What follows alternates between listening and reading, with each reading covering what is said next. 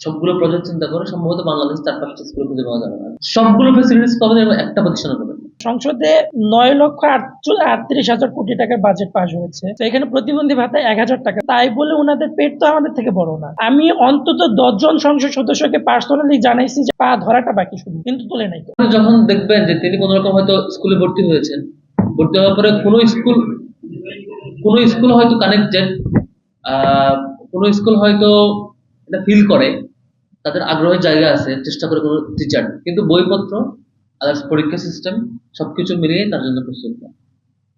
এটা প্রাইমারি স্কুলে যেমন আমার সুযোগ হয়েছে বিশ্ববিদ্যালয় থেকে শুরু করে প্রাইমারি ইউনিভার্সিটি এবং প্রাইমারি স্কুল পর্যন্ত যেতে একদম সরজমিনে তাদের ফিডব্যাক দিতে, যেখানে দেখি ফিজিক্যালি তারা চ্যালেঞ্জ ফেস করে, হিয়ারিং এর চ্যালেঞ্জ ফেস করে, ভিজুয়ালি চ্যালেঞ্জ ফেস করে, নানা রকমের চ্যালেঞ্জ স্টাইল আছে। তো হয়তো কোনো একটা মাথায় রাখে, একটা স্কুল সে নিজেকে দাবি করছে যে এডুকেশন এখানে দেওয়া হয়, শুধু সেখানে মাথায় রাখছে কোনটা ফিজিক্যালি একটা চ্যালেঞ্জ শিক্ষার্থী কিভাবে স্কুলে ভর্তি হবে, কেমন করে ক্লাস করবে, এইটুকু প্রস্তুত। ফ্রি লিফট আদার্স ফ্যাসিলিটিস টুকটাক রাখছে, টুকটাক এরকম কিছু বই রাখছে বেল পদ্ধতি করা যায়, শেষ। কিন্তু তিনি চিন্তা করেন নাই এখানে হিয়ারিং ভিজুয়াল যারা আসবেন, ভিজুয়াল ডিসেবিলিটি যারা আসবে, অথবা হিয়ারিং এর প্রবলেম যারা আসবেন, অথবা তারা একদম বুঝেনই না, একদম কম বুঝেন, বা এই লিমিটেশন যাদের আছে, এমন ভাই বোনদেরকে কিভাবে হেল্প করা যায়। সবগুলো প্রজেক্ট চিন্তা করে সম্ভবত বাংলাদেশ ৪-৫টা স্কুল খুঁজে পাওয়া যাবে না, পুরো বাংলাদেশ খুঁজে আপনি পাবেন না। ঢাকায় মিলে মনে হয় ২টা স্কুল আছে, ওই যদি ভুল না করি, সেখানে খুবই লিমিটেড ফ্যাসিলিটিস। সবগুলো ফ্যাসিলিটিস পাবেন এবং একটা প্রতিষ্ঠানে পাবেন না। তাহলে আপনার এত সংখ্যক নাগরিক ফিজিক্যালি তারা চ্যালেঞ্জ ফেস করে, তাদের জন্য ওন করে বলে আপনি গল্প বলেন সে ৫০ বছর ধরে, একটা স্কুল আপনার জন্য নাই, একটা কলেজও নাই, একটা মেডিকেলও নাই, একটা ইউনিভার্সিটি নাই, মিনিমাম প্রস্তুতি নাই।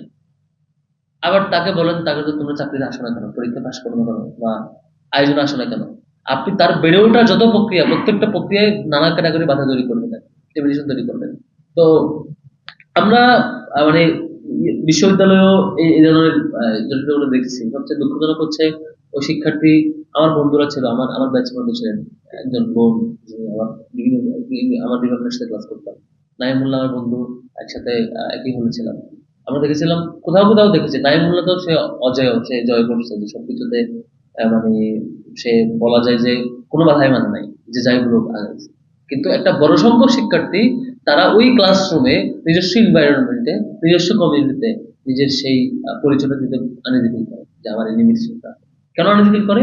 বাকিরা তাকে এটা নিয়ে ওই নামেই ডাকে, ওইটা নিয়ে ট্রল করে। আপনার আলোচনা আমি দেখছি সবাই প্রতিবন্ধী অর্থ উচ্চারণ করছিলেন, যেখানে আমরা হয়তো প্রতিবন্ধী অর্থ ডিমোটিভেট করে না বলার জন্য, যে আমরা স্পেশাল চাইল্ড বলার চেষ্টা করি, বা হচ্ছে আগে তিনি শিক্ষার্থী তার একাডেমিকলি বলে স্টুডেন্ট উইথ ডিসএবিলিটিস এরকম বলে, আরো অন্য তাকে রেসপেক্ট দেওয়ার চেষ্টা করে। কিন্তু বাস্তবে যেটা একাডেমিক জায়গাটা সুন্দর শোনায়, বা আমাদের মন্ত্রীরা টক শোতে সেটা বলেন, প্রেস কনফারেন্স বলেন, বাস্তবে লোকাল এরিয়া পর্যন্ত মানুষের এই সেন্সটা চেঞ্জ করা, মানুষের অ্যাপ্রোচটা চেঞ্জ করা, এই আমাদের এরকম ফিজিক্যালি চ্যালেঞ্জ স্টুডেন্টদেরকে বা এই পিপলকে মানুষকে রিসিভ করার যে প্রবণতা তৈরি করার কোনো প্রচেষ্টা নেই।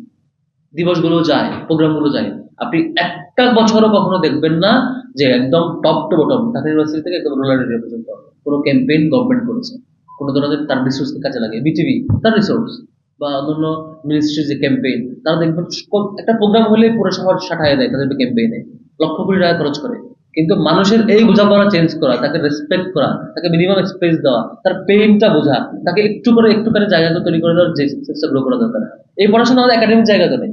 আপনি এখনো ক্লাস 1 থেকে 10 পর্যন্ত সব বই খুলেন, বইগুলো এই শিক্ষার্থীদেরকে এই মানে তার কমিউনিটির এই বিশেষ ক্যাটাগরি মানুষের প্রতি যে রেসপেক্ট থাকা দরকার, তার যে একটা দায়িত্ববোধ তৈরি হওয়া দরকার, এটা নিয়ে কোনো পড়াশোনা করতে নাই, মানে শেখায় না। তো আপনি পুরো প্রজন্মকে তৈরি করছেন তার মতো করে, এটা নিয়ে কোনো নলেজই দিচ্ছেন না, বুঝতেও দিচ্ছেন না, তাকে শিক্ষার্থী ওই স্কুলে আসার জন্য যেটুকু স্পেস দেওয়া দরকার সেটাও দিচ্ছেন না।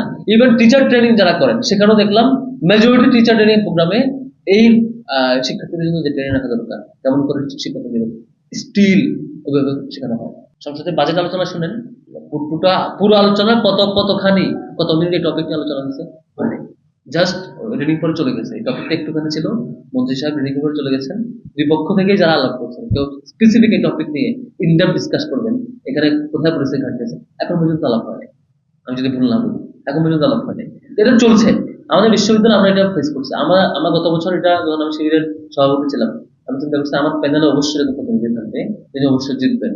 তখন রাইসুলকে অ্যাপ্রোচ করা হয়। রাইসুল ইলেকশন 2 দিন আগেও বলে, ভাই আমি আসলে জিতবো, আমি তো ক্যাম্পেইনে যাইতে পারি না, আমি তো ভোট চাইতে পারি না, আমার তো চোখে দেখি না, রুম যাওয়া কঠিন।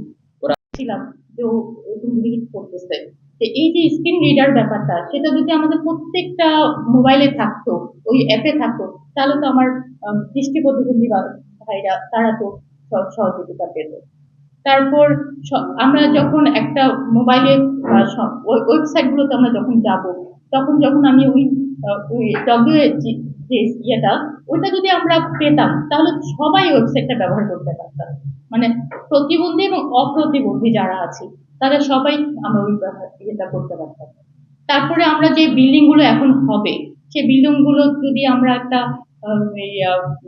কোড ইউজ করতাম যে আমাদেরকে সব বিল্ডিং গুলোতে লিফট থাকতে হবে কিংবা র্যাম্প থাকতে হবে, তাহলে আমার প্রতিবন্ধী ভাই বোনেরা ওখানে স্বাচ্ছন্দ্যে ইউজ করতে পারতো। তো এই ব্যাপারগুলো আমি যে 2013 যে আইনটা, আমি চেষ্টা করব 2026 এসে এই আইনটা একটু সংস্কার করার জন্য আমি চেষ্টা করবো আপনাদের জন্য, ইনশাল্লাহ। তারপরে আরো ব্যাপার আসছে যে যে বিশেষ করে শিক্ষা এবং কর্মসংস্থানে যেন প্রতিবন্ধী ভাই বোনেরা একদম মানে পার্টিকুলার, আমি যেটা শুনতে পেলাম যে এই ভাই দুলাল ভাই বললেন যে 24-এর জন্য ওনার যে 5% কোটা, এটা নিষেধ হয়ে গেছে, সেটা আসলে ঠিক হয়নি। আমি এটা ব্যাপারেও কথা বলতে চাই। তারপর আমি আসলে আপনাদের যে যে মানে আমি এত বেশি ইমপ্রেসড যে এই যে নাইমুর বলেন, সাকিব বলেন, এই যে অ্যাডভোকেট সাহেব বলেন, ওনারা কত উপরে উঠে গেছে। আমরা সেই জায়গায় কিছুই না, সেই জায়গায় আমরা কিছুই না। আপা আমি জানি না আপনি কোন সেক্টরে আছেন, কিন্তু মানে মনে নাই আমার এখন। আচ্ছা, মানে আপনারা যে কাজগুলো করছেন এটা আসলে অতুলনীয়। আমি চেষ্টা করবো আপনাদের সবার কথা আমার মাধ্যমে যাতে এইটুকু যদি করতে পারি, আমার নিজেকে ধন্য লাগবে। সংসদে 9,38,000 কোটি টাকার বাজেট পাস হয়েছে, হবে হয়তো আর পরশু দিনের মধ্যে। তো এখানে প্রতিবন্ধী ভাতা 1,000 টাকা করা হয়েছে। আমরা বিভিন্ন সময় বলেছি যে প্রতিবন্ধী ভাতা মিনিমাম 3,000 টাকা করতে হবে। 1,000 টাকা প্রতিবন্ধী ভাতা মানে দিনে 33 টাকা। একবার ভাবুন তো, 33 টাকা দিয়ে দিনে কি পাওয়া যায়? 2টা কলা, 2টা ডিম, 1 প্যাকেট বিস্কুট, এর বাইরে কি? এটা দিয়ে কি একটা মানুষের পেট চলে? বা একটা মানুষ কিভাবে করে এটা দেয়? এখান থেকে আমার হল থেকে রিক্সা ভাড়া দিয়ে আমার হলে যেতে গেলে 20 টাকা লাগে, আসতে 20 টাকা, 40 টাকা। তাহলে কোন হিসাব করে কোন দেশে আছে যে 1,000 টাকা এক মাসে একজন প্রতিবন্ধী ভাতা হয়, যেখানে মুক্তিযোদ্ধার ভাতা 35,000 টাকা, অন্যান্য ভাতা অনেক বেশি। ওনারা, হ্যাঁ, ওনাদের ত্যাগ দেশের জন্য অনেক বেশি, ওনাদের প্রয়োজন অনেক বেশি, সেটা মানলাম। কিন্তু তাই বলে ওনাদের পেট তো আমাদের থেকে বড় না, বা ওনারা যা খায় আমরা তার থেকে কম খাবো, ব্যাপারটা তো এমন না, তাই না? বাঁচার অধিকার তো আমাদেরও আছে, বা আমাদেরও তো বেসিক কিছু নিতে হয়। 2 বেলা ভাত, গরম ভাত, 1 বেলা নাস্তা, এই তো চাহিদা। তো সেইটা তো সরকার পূরণ করা বাধ্যতামূলক, সংবিধানেও সেটা বলা আছে।